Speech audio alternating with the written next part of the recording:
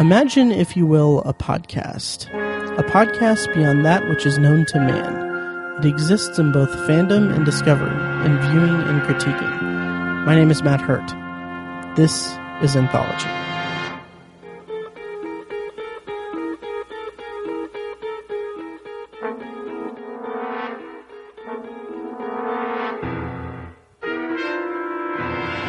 Hello, and welcome to Anthology, presented by ObsessiveViewer.com.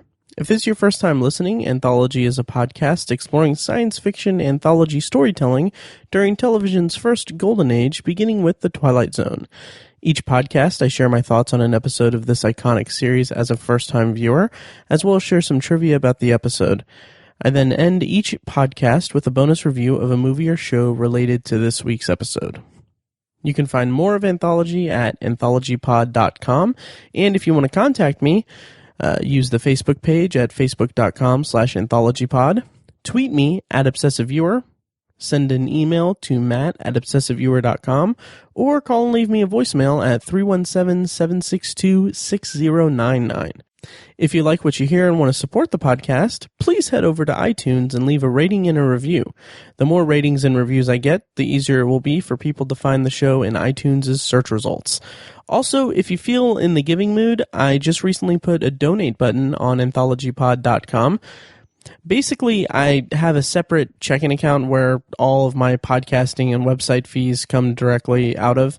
So any donations made using that donate button goes directly into that account and will help pay the fees to keep the podcast running. It can also help me pay for Twilight Zone and It can also help me pay for Twilight Zone and Rod Serling books and DVD releases of future series I plan to cover, such as Tales of Tomorrow, Science Fiction Theater, One Step Beyond. And finally, if you're in the Indianapolis area, my friends and I at the Obsessive Viewer are hosting an event on October 14th. It's called Shocktober in Irvington, and it's a one-night event screening of short horror films from local filmmakers. We rent out a small theater, screen the short films, interview the filmmakers, raffle off DVDs, Blu-rays, gift cards to local businesses. It's a lot of fun, and it's our third year doing it, and all the proceeds go directly to the Irvington Historical Society, which, for those who don't know, for those that aren't near Indianapolis, Irvington is this really nice little area to the east of Indianapolis that is really great, really nice, a nice piece of culture in Indianapolis. And every October they do this really great Halloween festival thing. It's really a great place. So we're really happy to help contribute to it in our own small way. And as a special bonus for Anthology listeners, you can actually get $1 off the price of admission to Shocktober in Irvington by using the promo code PODCAST2 when you buy your tickets. That's podcast and the number 2. You can do that on shocktoberinirvington.com. And also, if you can't make it, but you still want to donate to the Historical Society, we have a separate donate button on the Eventbrite page where you buy tickets. So anyway, more information as well as a link to buy the tickets or make a donation can be found at shocktoberinirvington.com. Today on the podcast, I'll be discussing The Monsters Are Due on Maple Street. It's the 22nd episode of The Twilight Zone's first season, and it aired on March 4th, 1960 on CBS. And I have a pretty special bonus review this week. I'm actually going to be reviewing the episode of the 2002 Twilight Zone revival that was a remake of this episode of The Twilight Zone. Which, if you haven't seen it, that episode of the 2002 Twilight Zone is available on YouTube as of this recording in its entirety. You can find a link to that in the show notes of this episode or last week's episode of Anthology. So you can go to anthologypod.com/017 for a link to that YouTube video of what's called The Monsters Are on Maple Street in the 2002 Twilight Zone show. But first, I have a couple of announcements and some listener email to get through before we get into the review of the episode.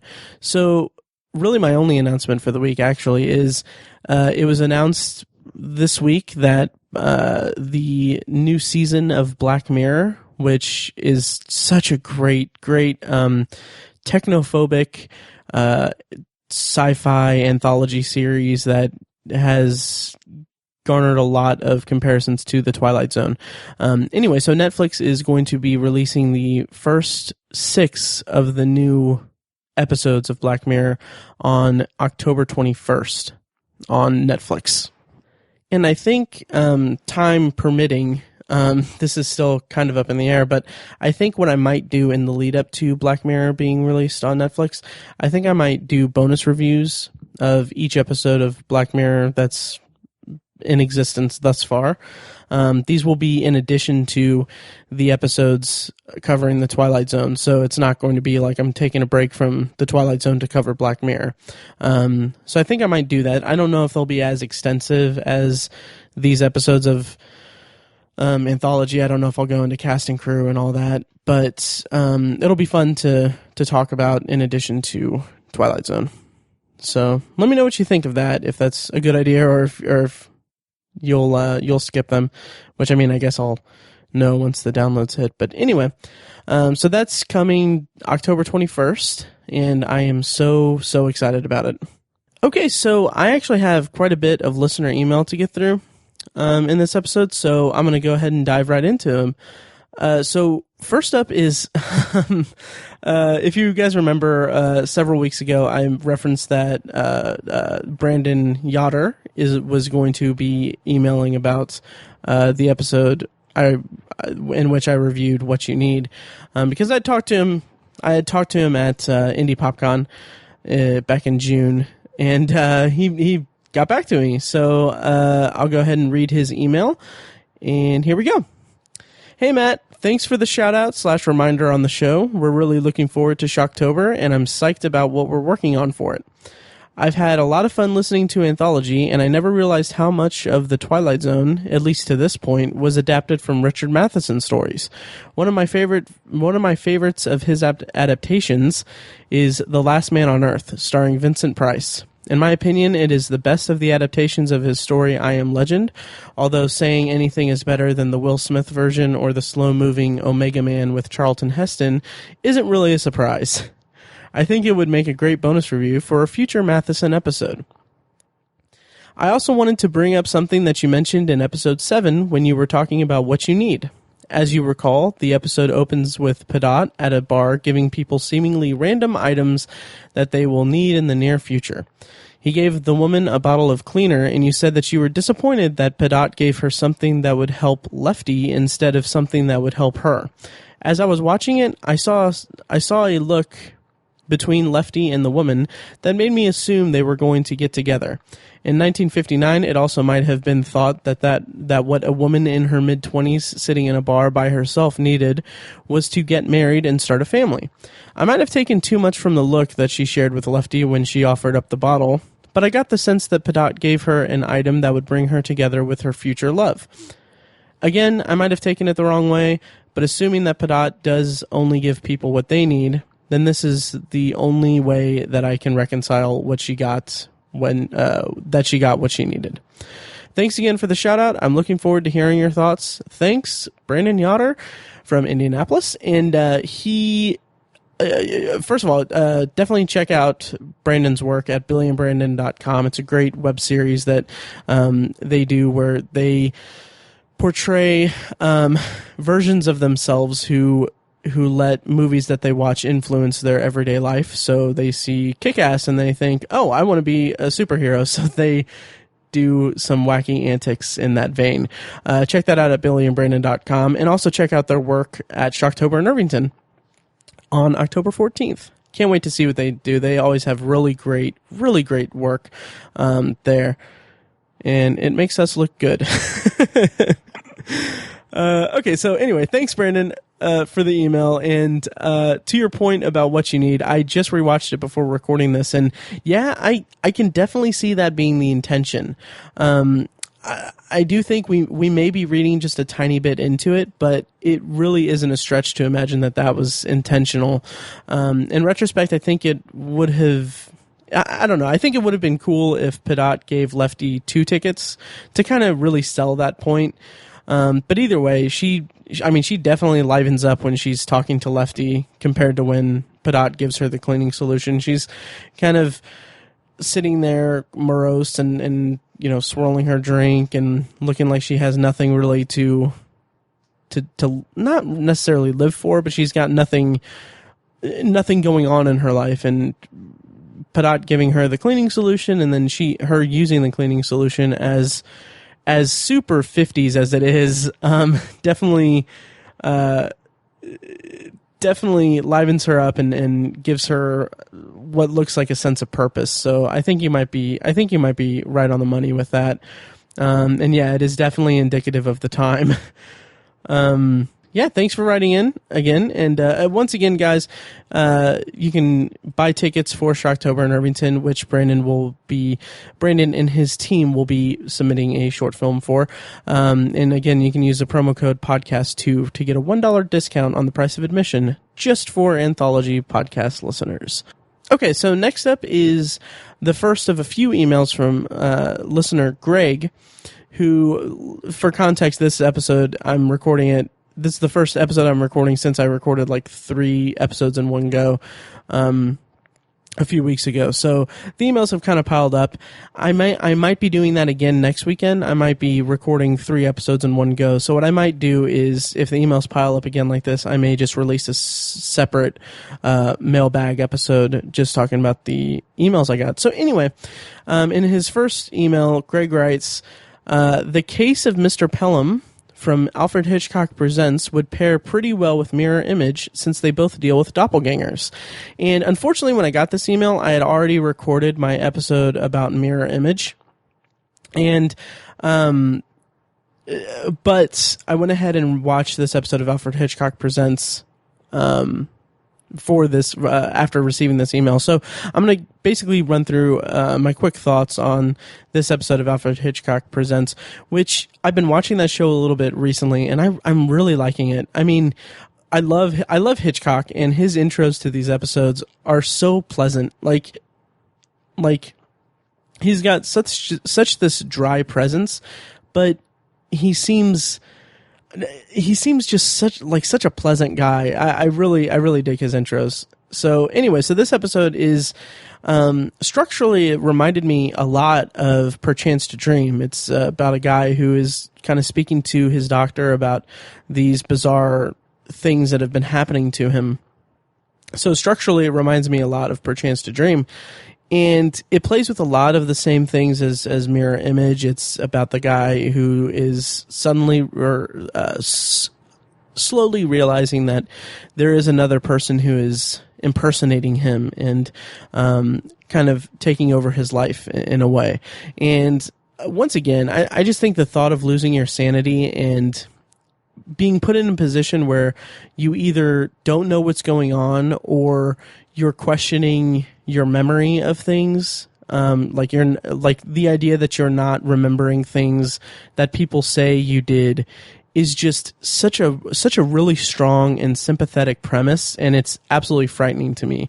In this particular episode, which is available on Netflix, it's season 1, episode 10 of Alfred Hitchcock Presents.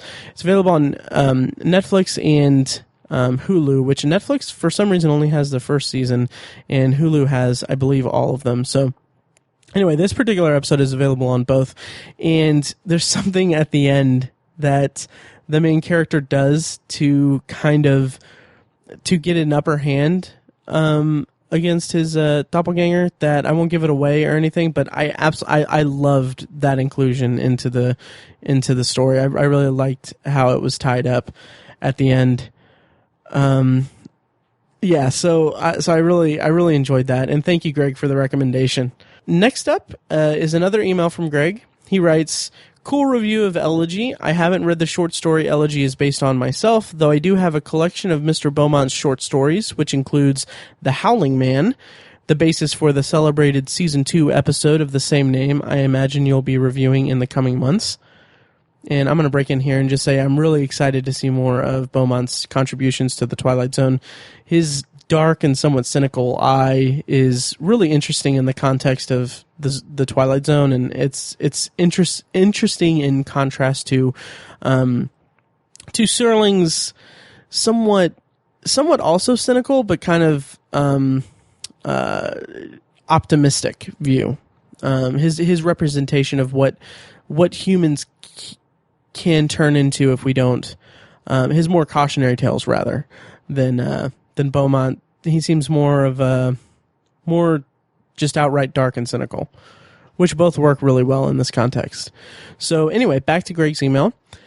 He writes, "What I love about Elegy and Mirror Image is how unconcerned they are about coughing up an overt message of any kind. A message, after all, might comfort the viewer, instill a certain smug superiority. Not a chance with these episodes. They have no intention of letting the viewer off the hook that easily. A philosophy class could have a field day unpacking these episodes. They're unsettling in the Lynchian sense that their eerie surfaces are only the beginning. That beneath empty bus stations and frozen figures dotting Main Street, USA, is fate, a laughing fate, a practical jokester with a smile that stretched across the stars, as Mr. Serling says in Elegy's outro. If any certainty in life exists, these episodes seem to be suggesting it's that at any time, in any place, we are all potential candidates for the butt of a cosmic joke perpetuated by unknowable forces who regard us with all the pity we reserve for the occupants of anthills and undersides of rocks." And that is just, I'm going to break in here again. That is just beautifully said. And I like that element in these episodes. And I just love when things happen to characters that are so far out of the character's control. The same kind of thing with, say, The Four of Us Are Dying and many other Twilight Zone episodes, I'm sure. It's just something I'm really loving about this show. Back to the email. Greg writes, "I do agree that the astronauts in Elegy are pretty one-dimensional and bland. I think, though, that's intentional. These astronauts are emblematic of the stiff upper types, a la Buck Rogers, who people imagined flooded the space program in the 50s. We're not meant to get to know them. We're only meant to know with a single glance how representative they are of the best and the brightest that America has to offer, and up to any challenge the great unknown devises.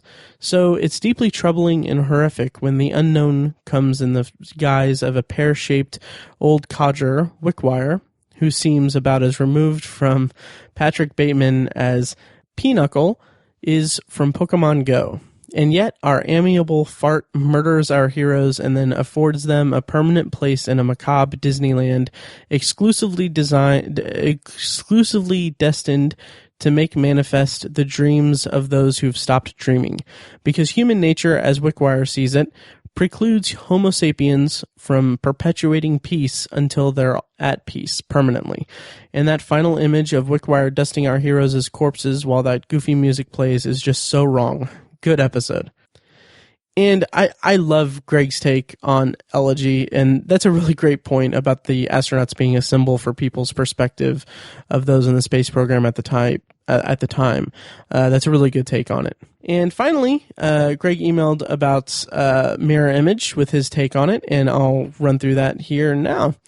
Greg writes, "How about the invasion of the body snatchers angle? Millicent and Paul could be the only characters in Mirror Image from our world. Everyone else, the ticket agent, the cleaning lady, the police, even the old sleeping couple Millicent interrupts in the beginning, have already been replaced. It would explain the dismissiveness and, in some cases, utter hostility they show Millicent. They and Millicent's double are a part of the same grand scheme. What if what their end goal entails, Mr. Serling tantalizingly leaves up to us?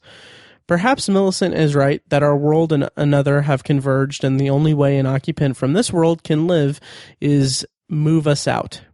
I'm sure all the bus station occupants mirrored Millicent's increasingly harried state when their time came. And like Millicent, their ravings about parallel worlds or whatever theories they have or they had of what was happening to them sent them on a one-way ride to the funny farm. Can you imagine Millicent's surprise when she discovers the occupant of the padded cell next to her is the ticket agent? That he's an infinitely more sympathetic character than the brusque SOB she ran afoul of. Or maybe Mirror Image is a case of folie à deux. A man is shared by two.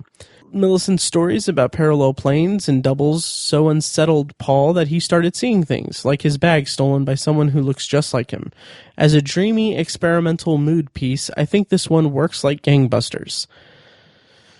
Okay, thank you, Greg, so much for that. And I would just want to say, one of my favorite things about doing this podcast is having the opportunity of to have people far smarter than I am help me understand the things that in Twilight Zone that I didn't connect with.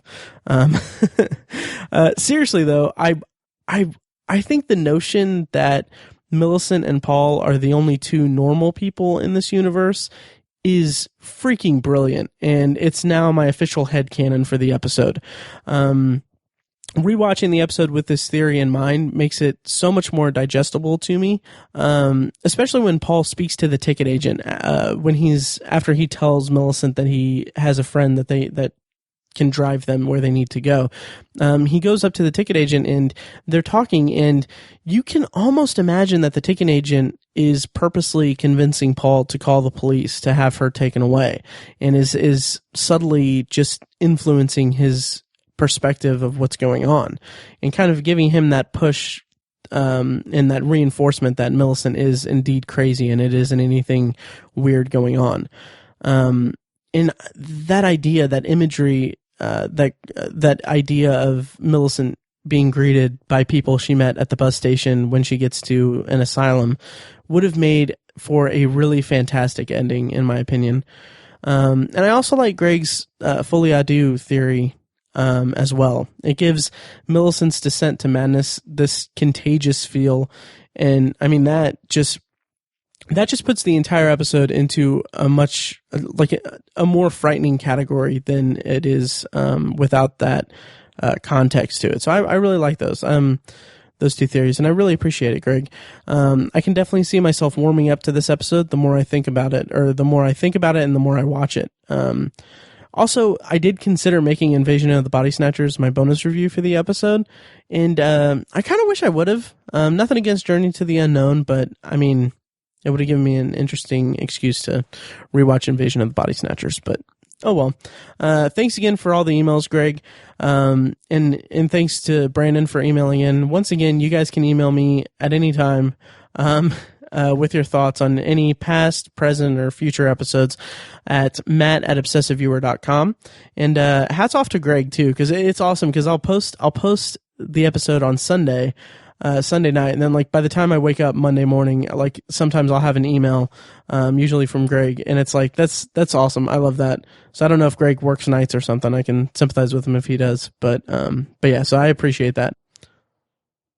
Okay, so now we've come to the part of the episode where I am going to review The Monsters Are Due on Maple Street. As usual, I'm going to start with an episode summary, courtesy of the Twilight Zone Companion by Mark Sicree. And once again, this review and the plot summary and review are going to be completely spoiler heavy. So if you haven't seen the episode yet, please go watch it. It's available on Netflix, Hulu, Amazon Prime, all that. So here we go. The Monsters Are Due on Maple Street. After what is first taken to be a meteor speeds overhead, Maple Street experiences a total power failure. Appliances, telephones, even cars. Pete Van Horn sets off on foot to find out the cause, but Tommy, a young reader of sci-fi, says he knows. Human-looking aliens have infiltrated Maple Street.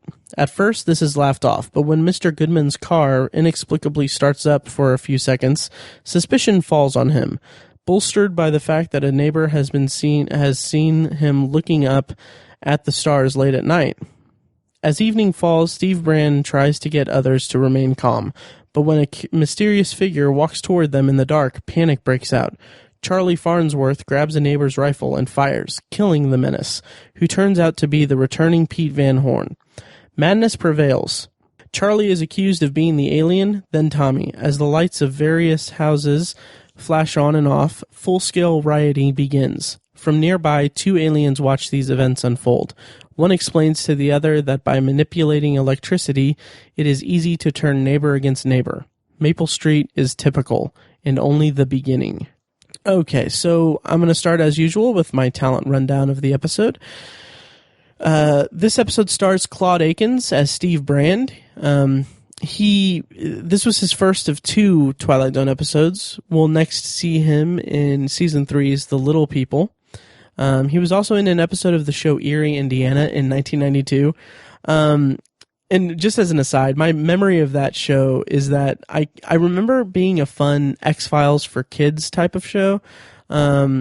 Although I must have seen it like in reruns or something, because it actually premiered 2 years before the X-Files began. So anyway, I dug that show. It was fun, especially for a kid living in Indiana.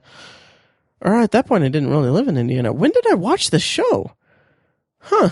Yeah, I must have seen reruns in like 96 or something, because I moved to Indiana in 96. Anyway, this episode also stars Barry Atwater as Les Goodman, which I'll get to that in the review, I'm sure, but I'll just say it now. Les Goodman, that's such a unique name, for an episode where his character people suspect his character of being a less than good man. Les Goodman. Anyway, Barry Atwater, this is his only episode of The Twilight Zone. He did, however, appear in 2 episodes of One Step Beyond, 1959's episode titled The Riddle, and he played Abraham Lincoln in 1960's episode The Day the World Wept, The Lincoln Story, which I believe is about Lincoln having a dream predicting his assassination.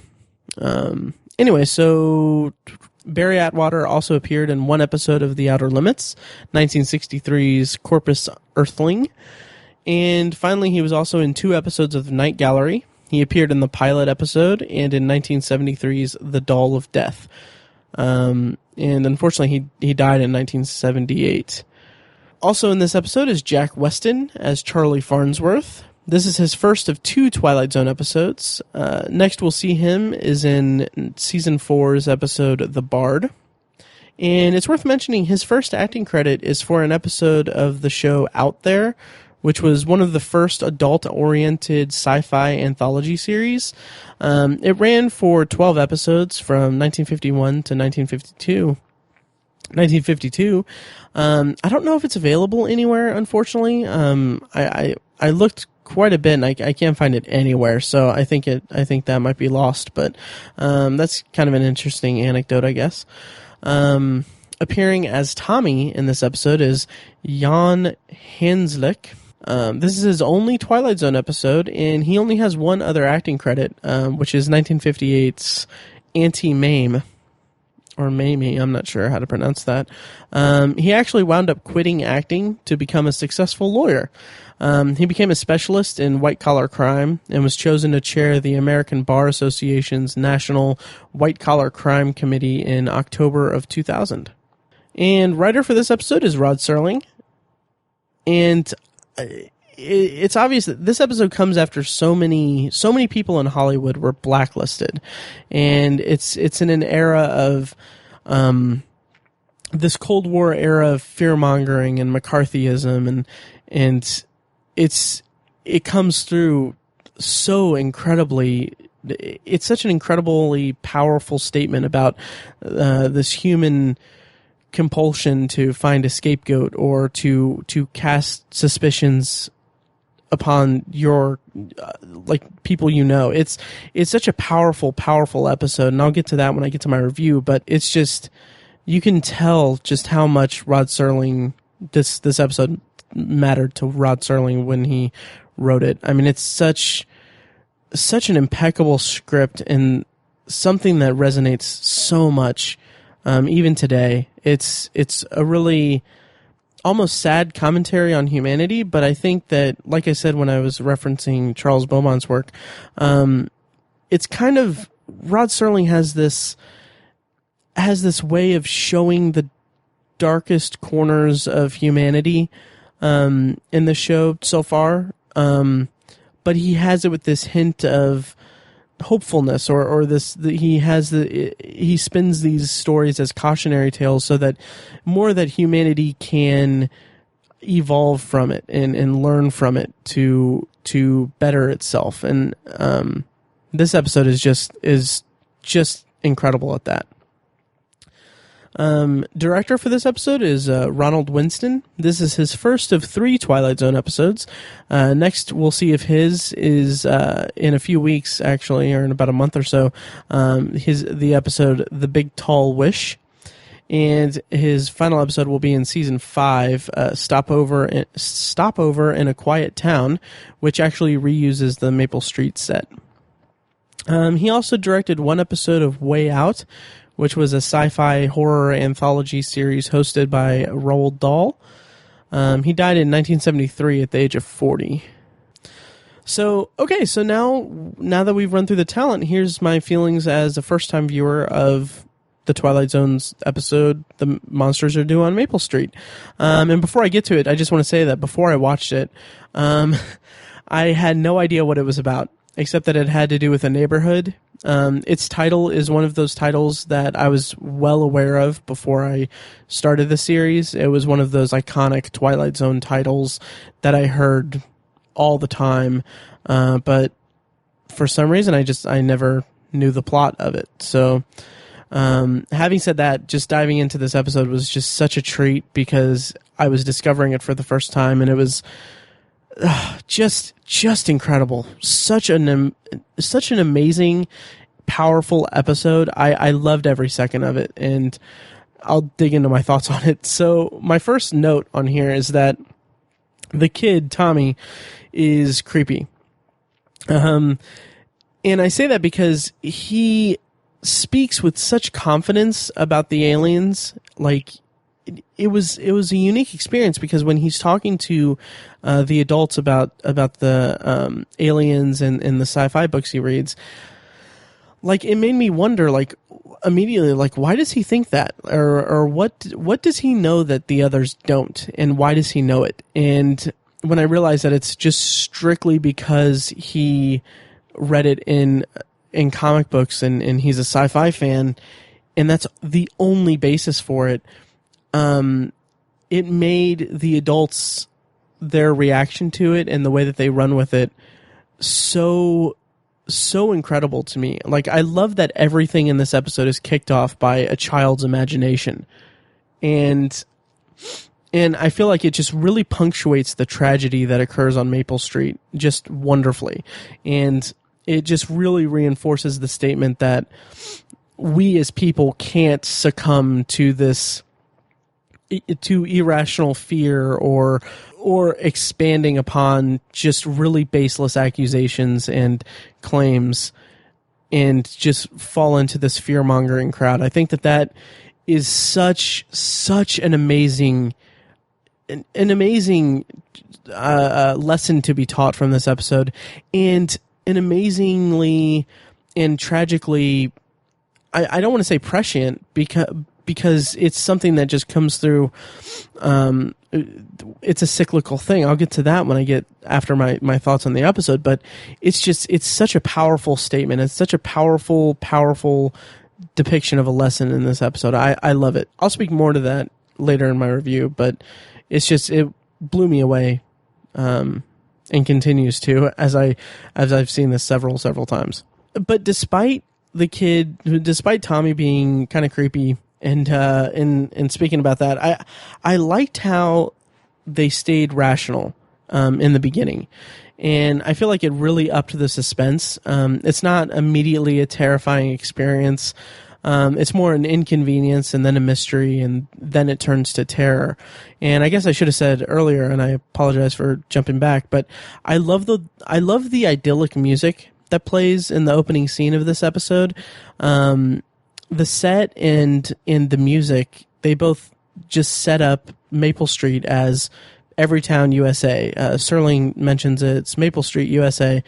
And it just brings us into the story so wonderfully and so immediately, because we see, like, yes, this is the idyllic American town.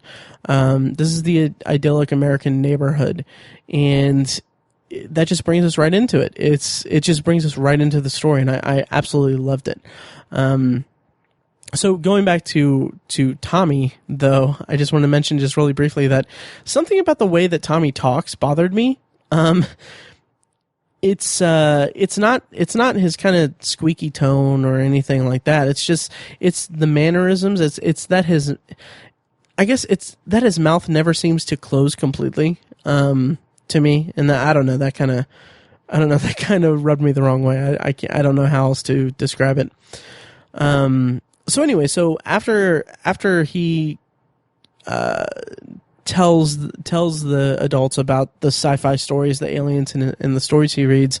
Like I said, I love that they stay rational in the beginning about it. Steve.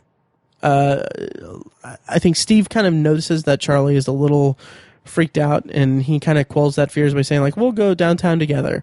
And then, of course, the notion that they can't escape or they can't get to downtown, or the only people who can make it out of the neighborhood are aliens, kind of squashes that.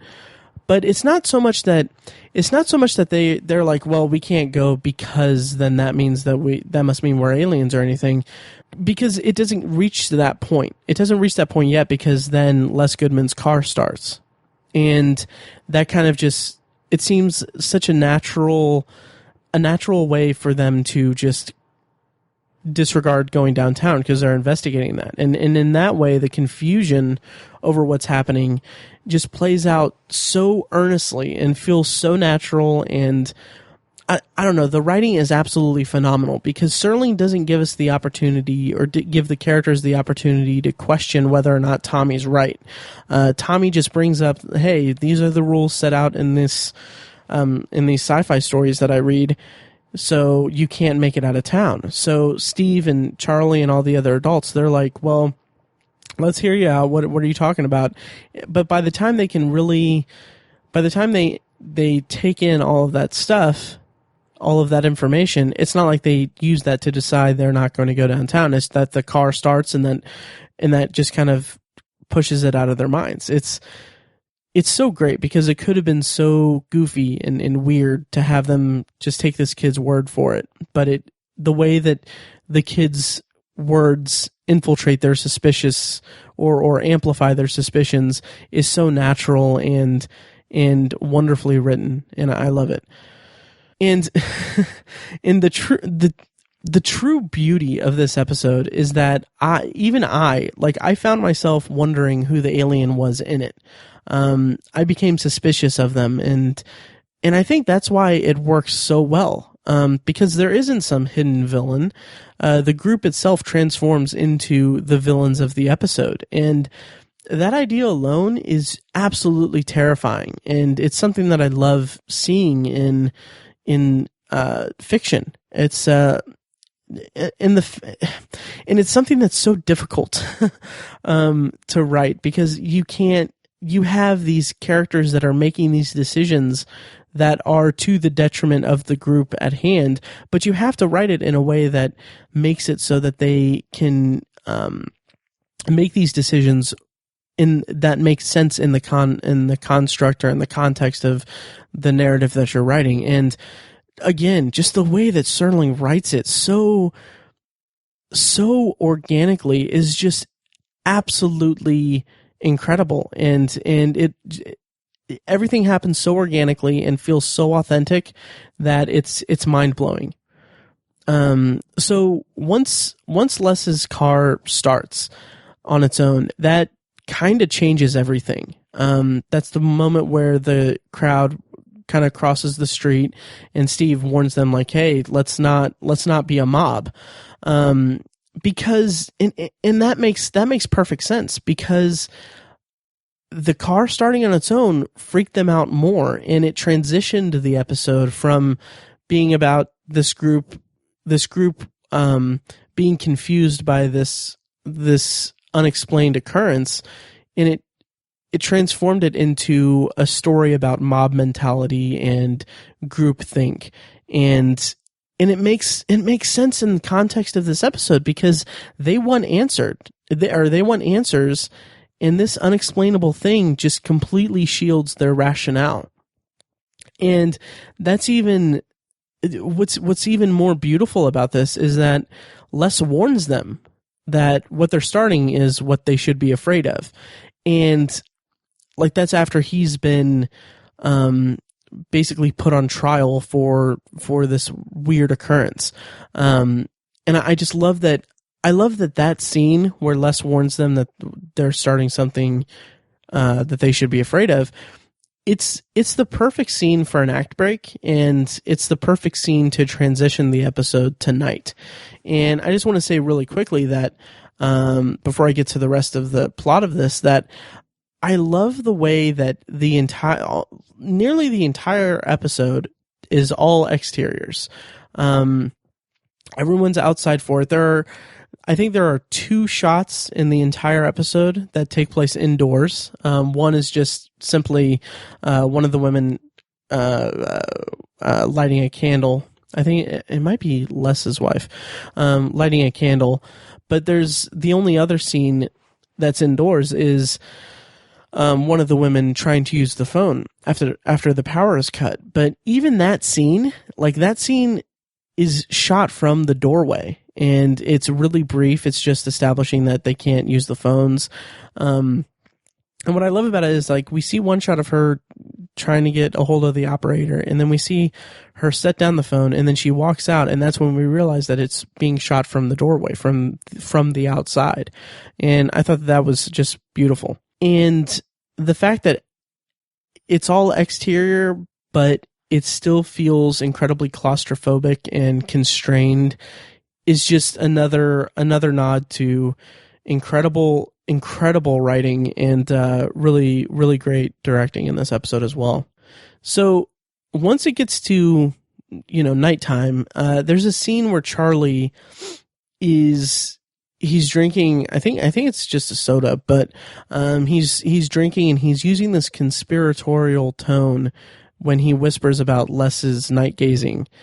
And it kind of makes it seem like he's relishing this interaction or this event, because he wants to get to the bottom of it. He wants to know what's really going on. And it kind of really does seem like he's just really enjoying the experience of this mystery. But I don't think he is, because I think it's more about his curiosity and this obsessive desire to be right. And it clouds his judgment so much of what's going on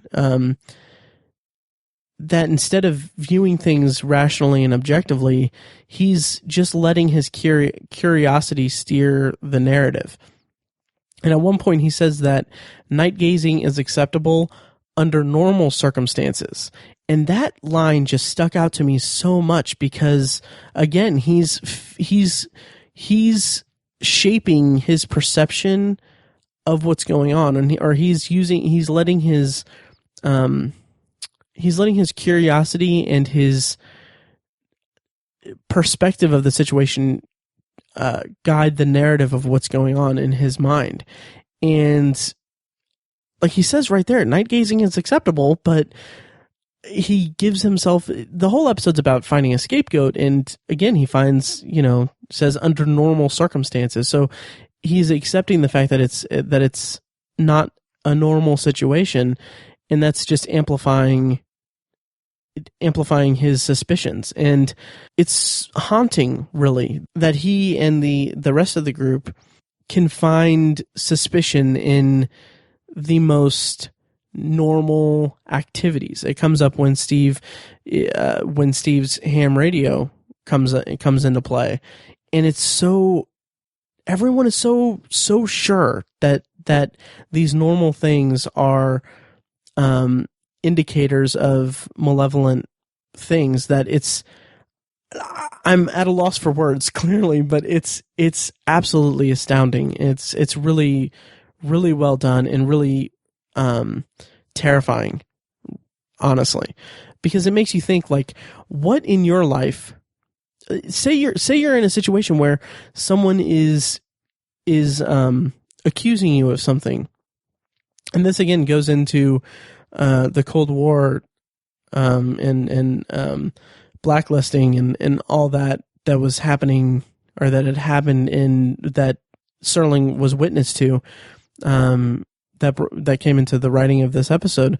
But the most mundane activities, the most regular activities, could be construed in a way that could could cast you in a less than desirable light, and that notion is absolutely terrifying. The idea that you can't defend yourself for something completely innocent is one of the most terrifying things I can think of. So I thought that was just him pointing out the night gazing being acceptable under normal circumstances was just really, really something that stuck out to me.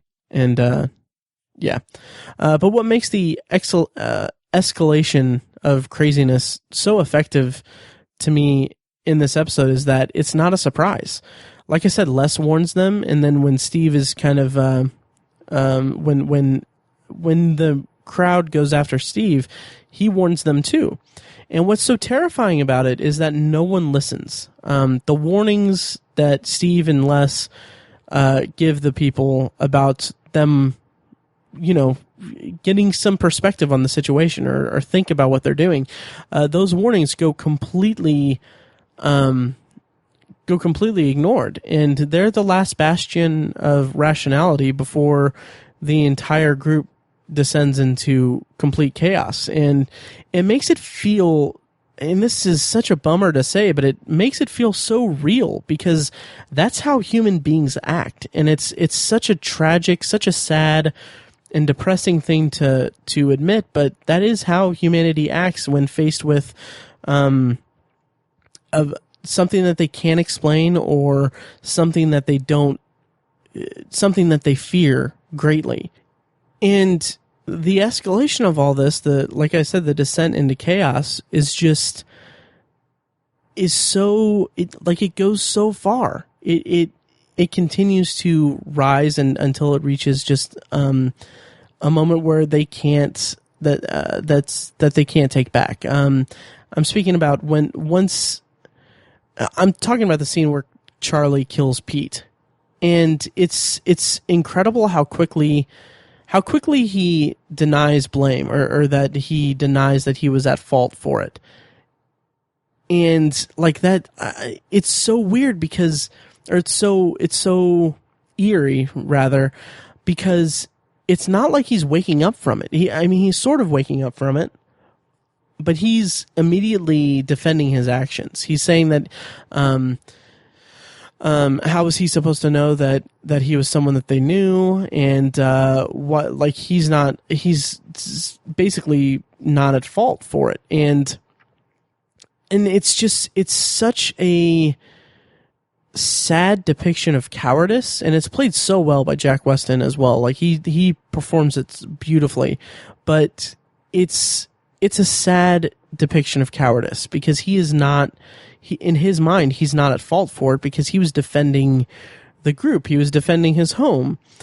But it's still, they're so far gone. He's so far gone from rational thought that it doesn't wake him up to realize that this is something that was brought out of fear of the unknown, or this irrational fear that has kind of just bled into the entire group.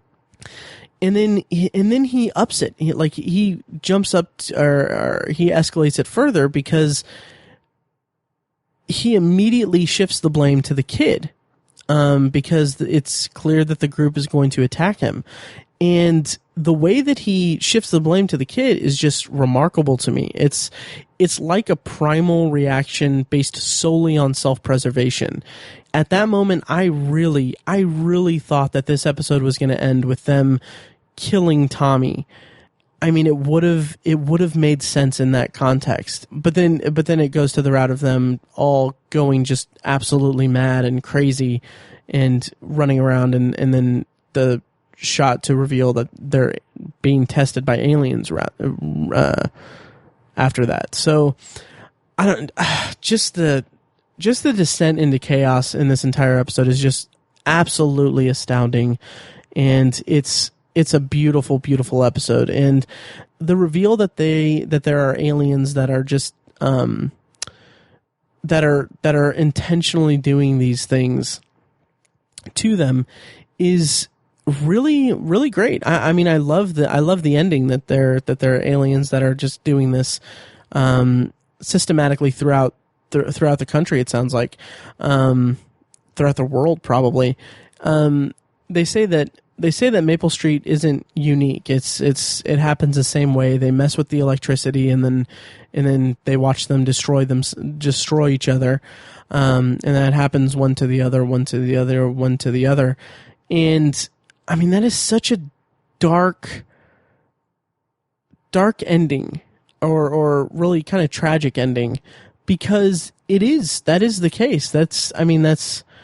It seems real. Like, it seems like a reflection of real life in the worst possible way. And Serling's closing narration is the perfect punctuation to it, and the perfect example of him using the Twilight Zone as a mirror to the real world and our nature as humans. And it's one of the most beautiful endings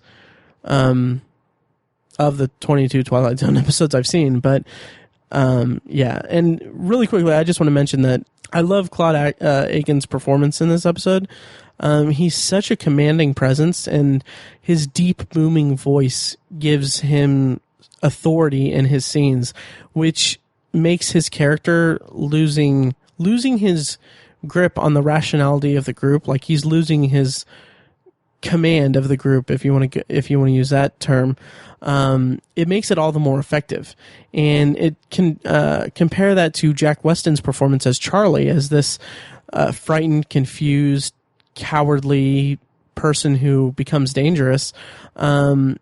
And those two performances, as well as all the other performances in the episode, they just counterbalance each other really well. And I personally, I kind of hope that at some point, I hope that there are more episodes to come featuring an ensemble group, because I know there's usually 1 to 3 people in the scene or in the story interacting, which is great for the most part. But I just loved seeing this ensemble drama unfold in this episode. So, having said my thoughts on the episode, I'm going to talk briefly about the cultural subtext of this episode, or the cultural significance of it. Like I said, it came out of the Cold War and the blacklist and McCarthyism. I was just so blown away by this episode, because I came away from this episode thinking, could this be the most important Twilight Zone episode? Like, it's something that I would want kids to see in schools, because it's an absolutely terrifying depiction of groupthink and fear-mongering and just mob mentality ruled by fear and paranoia.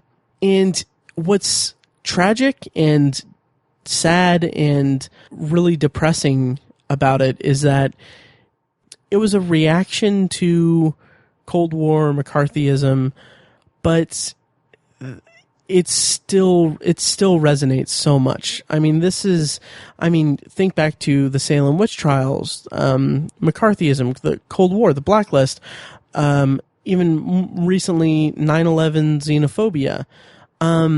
It's sad that this mentality, this attitude, this pattern is completely cyclical in our culture and our nature, and just it's such an emotionally and beautifully done episode. And Serling's closing narration is so spectacular. I'm just going to read it real quick here.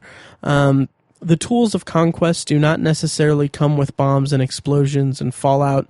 There are weapons that are simply thoughts, attitudes, prejudices, to be found only in the minds of men. For the record, prejudices can kill, and suspicion can destroy, and a thoughtless, frightened search for a scapegoat has a fallout all of its own. For the children and the children yet unborn, and the pity of it is that these things cannot be confined to the Twilight Zone. Absolutely incredible. So powerful, so succinct, so beautifully written, and it's so on point to the message of this episode. It is the message of the episode, and it is so astounding. I absolutely love it, and it's something that resonates so much throughout even today. It's such a great episode. So trivia for this episode, I have a few things here. Time Magazine named it one of the 10 best Twilight Zone episodes, and that's one of the things that kind of I agree wholeheartedly with of the 22 that I've seen. Also, of course, the aliens in the episode are wearing uniforms that were from the 1956 science fiction film Forbidden Planet, which the Twilight Zone used a lot of their sets and wardrobe and all that throughout its run, or so I've heard. Also, a radio dramatization of this episode was produced in the mid-2000s as part of the Twilight Zone radio series. It had Frank John Hughes as Steve Brand. It was included in the Twilight Zone Radio Dramas Collection 12. And also a graphic novel version was published by the Savannah College of Art and Design. And also a short story version was published in Stories from the Twilight Zone. It ends differently, so I won't give away how it ends, according to this. And it also served to be a major influence on science fiction in the decades that followed. A lot of films drew their inspiration from this episode, like The Trigger Effect and The Mist, which I don't know if Stephen King had this as the inspiration for the Mist short story, or even the novel Under the Dome. It kind of feels very similar to that. So now we've come to my closing thoughts on the episode, and again, it's an incredible episode. It's absolutely incredible. I cannot speak highly enough about this. And it's not just the best episode of The Twilight Zone that I've seen thus far. It's honestly, it's one of the best episodes of television I've ever seen. And the fact that it's in season 1, 22 episodes into a 156 episode run of The Twilight Zone, is astounding to me and makes me really excited to continue this project, of course. There's not much else I can say about it. It's just, it's wonderful. It's such a great episode. And so, before I get into my bonus review for this episode, here's a highlight from episode 169 of The Obsessive Viewer, a weekly movie and TV podcast that I host with my friends Mike and Tiny over at obsessiveviewer.com. What I love about it is that it encompasses what Stephen King does best. It has this, he basically, by having a dome cover a city and cut it off from civilization, he does what he does best, and he creates this play of macabre behavior that plays across an entire town's worth of characters. And it's so rich and so thrilling. It has there's one point in particular that is like the most horrific description of violence that I've read from Stephen King, with an asterisk next to it, because that's kind of hyperbolic, but the show didn't deliver. It didn't transfer those character traits to it. It made the most. You can find The Obsessive Viewer on iTunes, Stitcher, Google Play, and at obsessiveviewer.com. And you can find the episode that you just heard a clip from at obsessiveviewer.com/OV169. So this week's bonus episode is The Maples Are on Maple... I'm sorry. This week's bonus episode is The Monsters Are on Maple Street. It's episode 32 of season 1. I think it was only one season even, of the Twilight Zone 2002 revival series with Forrest Whitaker. It aired on February 19th, 2003, and it's available in its entirety on YouTube, as I said before. And right off the bat, okay, first of all, there's really awkward music. It's kind of like this was in 2003, and it kind of sounds like late 90s poppy rock music. It just doesn't it just didn't stick with me like the way that the idyllic music stuck with me in the original version.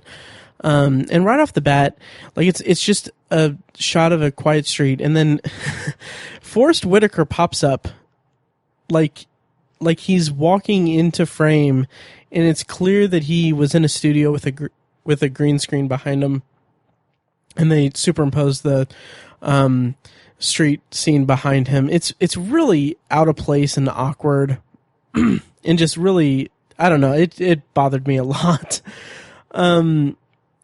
And so I don't want to spend this whole review comparing it to the original, because that's not fair, because like I said, the original is one of the best television episodes I've ever seen.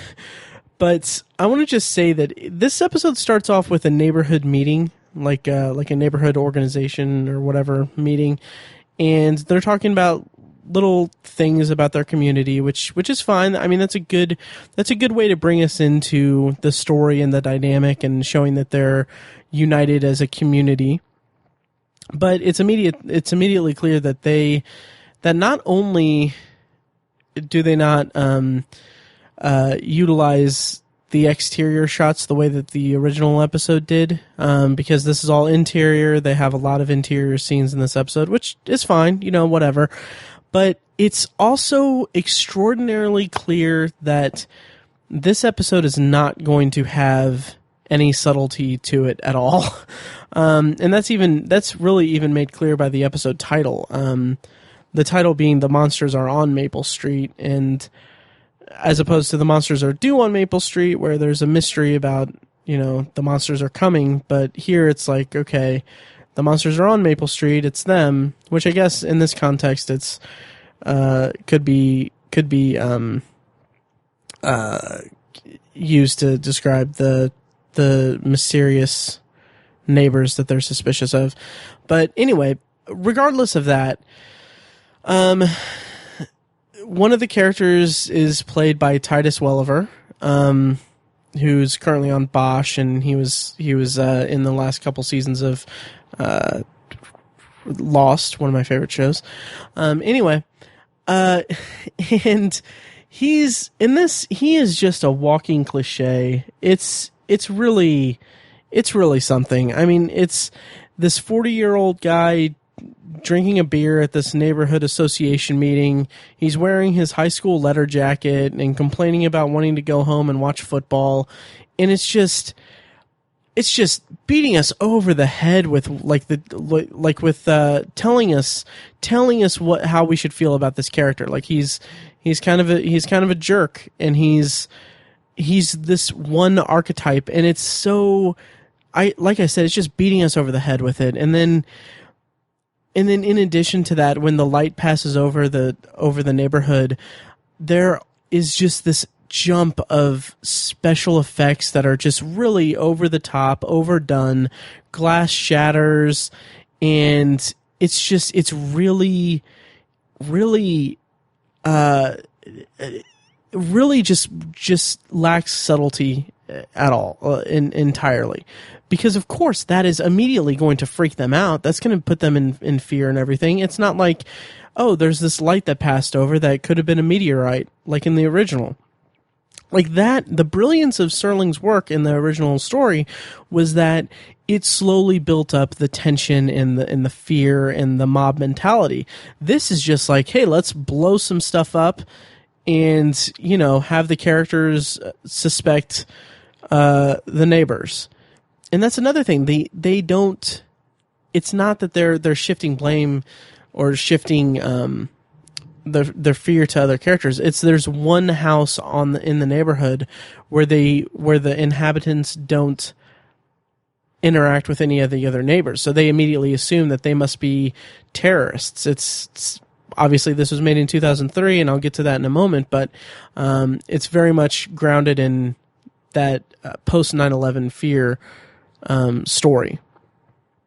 And also, just as an aside as well, the 2002 Twilight Zone theme music, really don't like it. It's this weird, like, kind of metal rock anthem, and it rubbed me the wrong way. And then just after the opening credits, like the kid in the scene, he's like, he doesn't do the speech like Tommy does, where he talks about how the aliens are coming, because they're not thinking that it's aliens in this show. So I mean, it's not. I mean, it makes sense, but there, the kid does reference Independence Day, but he says like.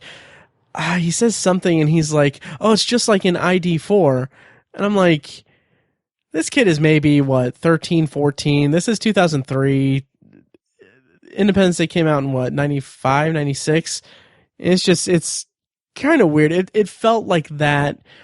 It felt so out of touch. Like, it felt like the writers were so out of touch. Like, oh yeah, this 13-year-old kid is going to reference Independence Day, and it's cool for them to reference it as ID4, despite the fact that this kid was maybe, 6 when it came out? I can't math. There are 4, maybe? I don't know. 13, 90, or he was like 6. Anyway, I don't know. Just that line just felt so out of touch, like they didn't know. It just felt so out of touch. And so, like I said before, there's a mix of interior and exterior scenes, which is fine. They don't need to completely remake the original, especially when they're updating it for a modern time and the modern cultural zeitgeist or what have you. But the interior scenes just work against the show so much, because it's supposed to be a sense of intimacy between some characters talking about what they should do next and how they should handle it, but I couldn't help but think that the scenes indoors looked so cheap and kind of looked like softcore porn. It was like that kind of lighting and weird fakeness that it was laughable to me. And also another thing that bugged me about this episode was that it's strangely action heavy. Andrew McCarthy and Titus Welliver are the two leads, kind of the Steve and Charlie of the group. And Andrew McCarthy in the episode gets a gun shoved in his face. Titus Welliver lunges at him with a broken beer bottle. And it's just really annoying. It comes across as being really like, oh, let's make this exciting. Let's make this fun. Or let's make this intense with the most cliched types of tension that we can come up with. Let's completely disregard the idea set in place by the original, and let's make this an all-out, like, really testosterone driven, just action heavy thing, and it does not work at all. And the central story of it, the central the impetus of the fear in this episode is that there's, like I said, there are neighbors who they've like built a fence and they don't talk to anyone, and it really I don't know. I guess it makes sense. I understand why or how this story could be repurposed into a post 9/11 story.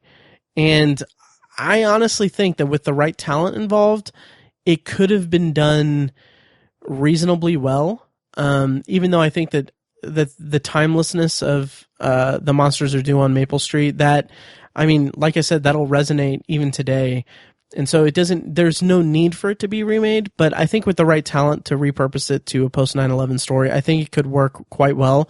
But this was just a complete misfire, because from the outset, they immediately suspect the neighbors, and that just takes away, that gives them a central antagonist to lunge toward, and it tears away, or it completely negates any of the interpersonal conflict that came up in the original, and it just made it lack so much. And the ending of the episode is different from the original. It isn't aliens that are messing with them or anything. And I came away from it thinking that I came away from it not knowing if this ending was making a statement of its own or if it was just going for shock value.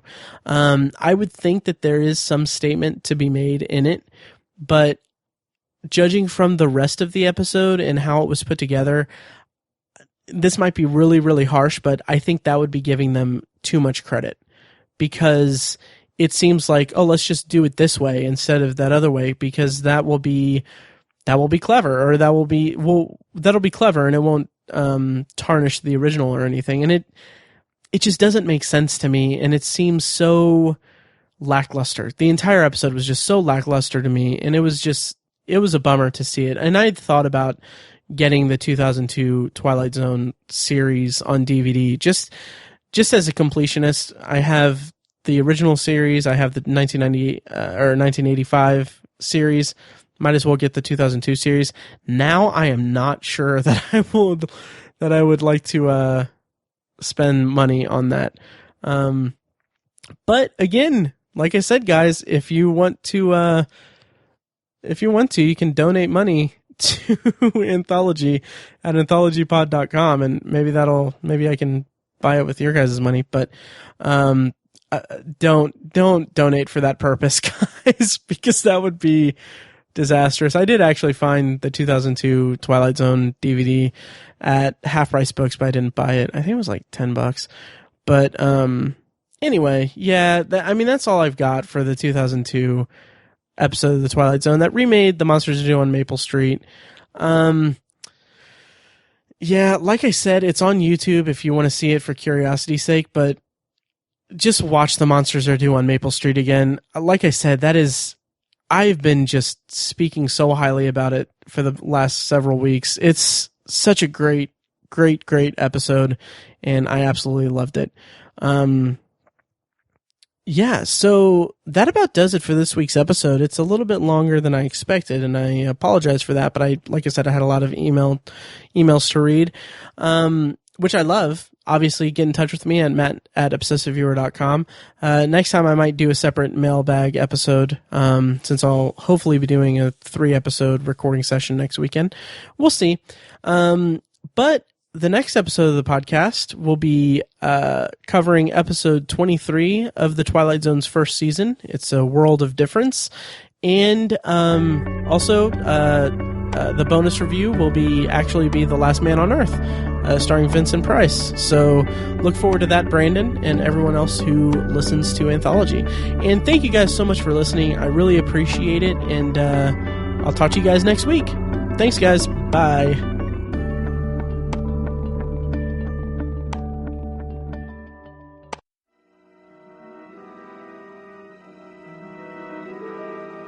Thank you for listening to Anthology, presented by ObsessiveViewer.com. You can find more episodes at anthologypod.com, and you can subscribe to the show on iTunes, Google Play, Stitcher, or your preferred podcast app. If you'd like to help support the podcast, please take a few minutes to leave a rating and a review on iTunes. The more reviews I get, the higher the show will be ranked in iTunes search results, making it easier for people to discover it and grow the podcast. Of course, you can always email me your thoughts and feelings about the show to matt@obsessiveviewer.com.